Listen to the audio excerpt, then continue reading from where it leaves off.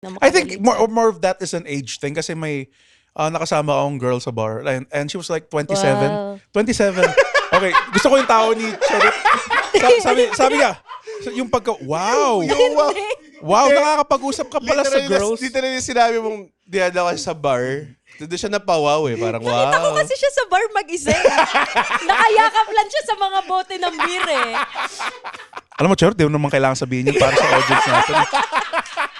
Akala lang nila character to eh. Hindi to real life. Kinalat ko nga agad. Si Kuya Andren mag-isa sa bar.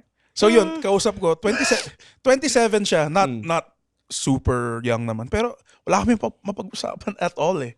Kasi I'm 36. Bakit nila sa bar? Ha? Hindi, kasama ko. Kasama Kumain ko. muna kayo sana. Oh. Diretsahan na sa inom, puta. Kaya wala kayong matapik. Oo. Ingay sa bar. Oo nga. Hindi kayo makapag-usap dun. Maingay ba dun sa bar na nakita mo? Let's speak easy din Hindi siya. nga eh. Oh. Actually, siya lang yung mag-isa dun sa ano. Oh, not Charot, mag-isa ako. Mag-isa ako parate. Dun sa bartender, yung may nagtitimpla.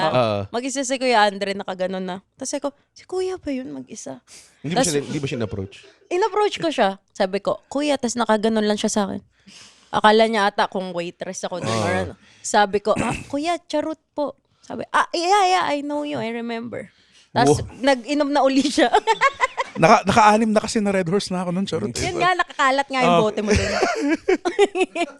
Yung bartender doon, hindi niya nililigpit yung bote ni Andren.